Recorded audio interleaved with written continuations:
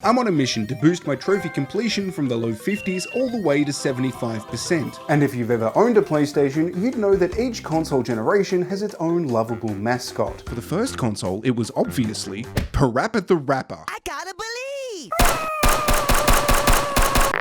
The PS2 had a wide range of lovable characters, and each was considered to be the mascot by one person or another, but it's officially this cat. The PS3 had the face of this gorgeous little sack thing with a dark side. So you pull this, and she just dies.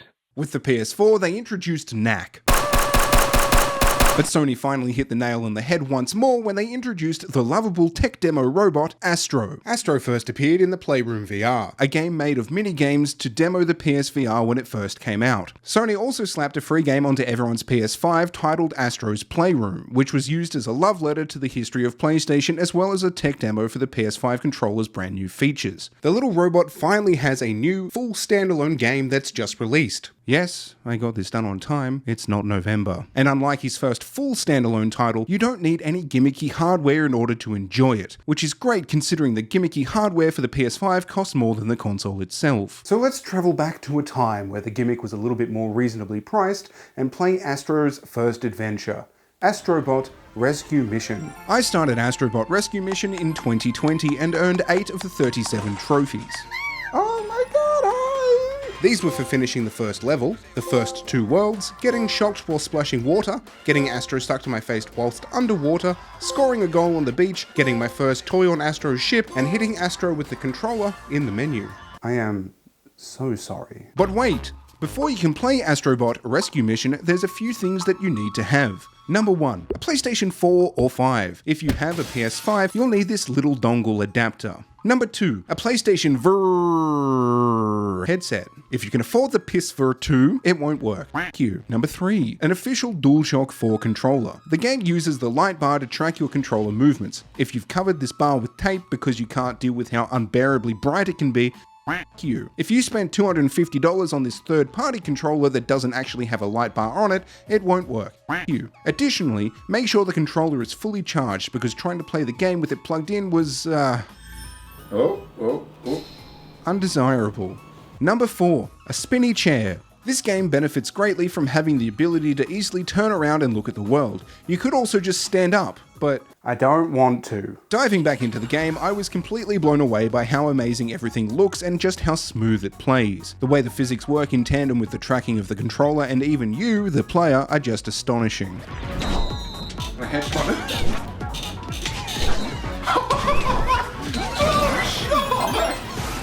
The first trophy I earned was for hitting 8 enemies with a single spin attack. This was easily achieved by holding the square button to charge Astro's attack, and in the later levels there's a bunch of opportunities to get this naturally. Surprisingly, the second trophy I earned was for finding all of the chameleons in World 3. I'm pretty sure it's pronounced chameleon. Hey, this is my shot, you get out of here. Each level besides boss levels has a chameleon hiding somewhere around it, and some of them are hidden real good. Like this one that's hidden behind a spinny wall behind a cobweb, or this one that's on the underside of a rock that is raised briefly so that you can progress forward in the level. There's a trophy for finding all 4 chameleons in each world, and each of them unlocks a challenge level. Like the chameleons, each level besides the boss has 8 bots to rescue, with a trophy for finding all the bots in each world.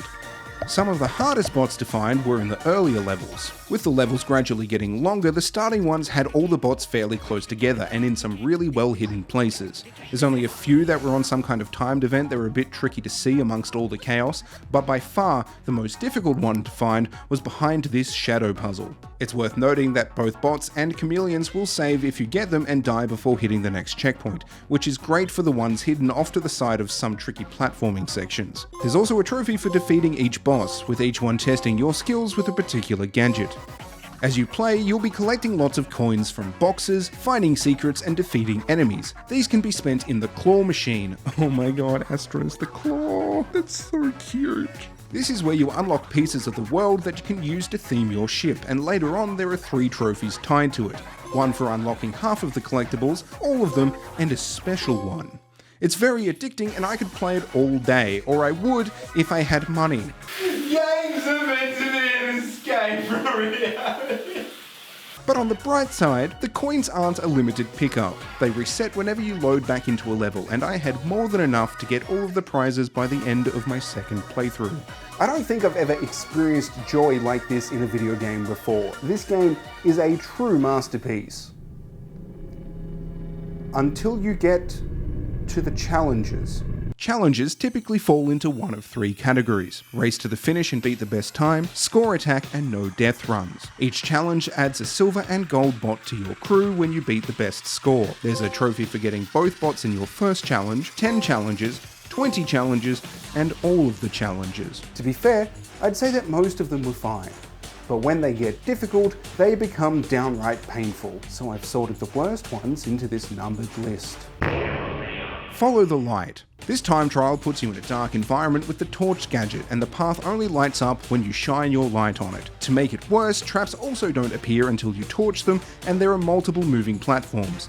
The path does exist even when it's not lit up, so it'll take a bit of time, but you can learn this course and take a few leaps of faith. The time to beat is pretty narrow though, so it took me a good few attempts. Hookshot Highway. This is another time trial, and you're probably thinking, well, surely it's not that bad. You can see the course this time. For this one, you're given the hookshot gadget, and the timing is so unforgivingly precise that I found myself only a few seconds short on multiple attempts. You have to be absolutely perfect, taking shortcuts anywhere and everywhere whilst being 100% accurate with the grapple, especially towards the end, when aiming, speed, and platforming all at the same time are absolutely crucial. This one really tested my skills. Lava Run. Haha, yep. It's a time trial. The gimmick for this one is using the water gun to cool off the lava to make a path to run on. The path you make only lasts a short time, so you have to be fast. The biggest challenge here was looking where you're aiming, whilst also looking far enough ahead so that Astro doesn't... well, that. Astro will also block the water stream. There are countless times I tried to save him, only for Astro to get in the way, block the water, and, well... Rising Star. You guessed it, it's another timed trial. The name reels you in by giving you a false sense of security, implying that you're a rising star. But when I realized what it was, I died a little bit on the inside. The game introduced platforming sections earlier using the Ninja Star gadget to make platforms in order to cross larger gaps. It's pretty cool, but also somewhat challenging. This challenge is all that, but so much longer. You can only have 3 stars active at a time, and when you have to navigate horizontally, vertically, diagonally, and circumferentially, it became a horrid, vicious nightmare. It took me a full 12 minutes of attempts just to get to the end for the first time, and when I finally did, I beat the challenge with 14 seconds to spare, so at least there's a little bit of time to be able to pace yourself. When attempting this, it's crucial to know that Astro can clip through the bottom of the ninja stars in order to climb onto them. That was an absolute lifesaver. Birdie's Revenge. And let me tell you, the bird got its revenge. Each boss has a no-death challenge tied to it. I thought the hardest would be the shark boss because I struggled with that during the story, but learning its patterns wasn't really that bad and I got it second try when doing the challenge run. What makes this fight so excruciating in particular relates to the random number generator. RNG is when the coding of something was designed to randomly decide when it's going to do the thing it wants. For example, the waves in the shark boss level. They're timed, and the enemies are always in the same place, leaving you to learn the pattern and get good. But where the spider eggs land in the spider boss fight, they're different and you have to adapt. That's RNG. Every stage of this bird fight is RNG. What direction is the platform going to tilt? I don't know. That's RNG. Is there a pattern you can learn to dodge these birds hurtling towards you? No, it's RNG. The medium birds you have to dodge on these platforms between stages? RNG. The electricity sections on the last platform? RNG.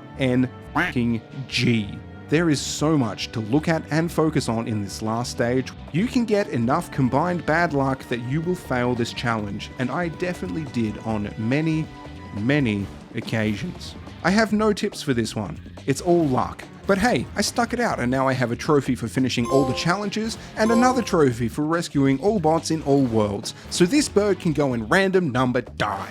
Now that my soul has been adequately crushed by something that's just so damn cute, There are only a few more miscellaneous trophies left to get. The first being for Shoot the Shoe, for shooting the president's name in the credits, which is only fair at this stage. Also hitting myself with the water gun. Defeating the spider boss while looking away wasn't difficult, you just have to spam the ninja stars in the right direction. The final trophy I earned was for defeating an enemy by retracting the rope from underneath them. And that's the platinum. But wait, there's more! That's right, I'm a recurring character now. The PS5 tech demo, Astro's Playroom, has been slowly adding new hidden bots to find in the lead up to the new game. There's a trophy for each, and I haven't found any of them yet. Now, I was going to keep this section a little bit lighter to avoid spoilers, but after actually finding all the bots, oh boy, am I angry. When loading into the game, you're told to solve the riddle to find hidden bots, but the thing is, there's no riddle. I looked everywhere for an in-game riddle and even checked the hints menu the game was insistent I use. After about 30 minutes, I caved and looked up a guide and, well, I'm sorry. I should have guessed that I needed to stand on these 4 specific shells in a particular order to reveal a bot and then memorize this path, go around the other side of the map, smash this blue shell to reveal a steering wheel, and then open the map to replicate the pattern and unlock the bot. And they're all like this. Stand in this random bush to reveal the bot, then go find this random clock on the side of a tree, hit the map button to bring up a date, and select and enter the Bloodborne release date. Okay, that one sort of makes sense at the end, I guess. Throw a thing at this cloud. Yeah, that one. Then go get banana from this tree so that this monkey can make banana bread, but they don't want to make banana bread. They want you to work out that you can dance using the D-pad and replicate this dance that if you don't get right, because I don't fucking know which button does the floss, you get to go all the way back to the tree, get more banana, and then try again. And finally, for this last hidden bot, you have to get dead while standing on this toy. That's the most simple one, but the game still lied to me. There's no riddle, there's only Google.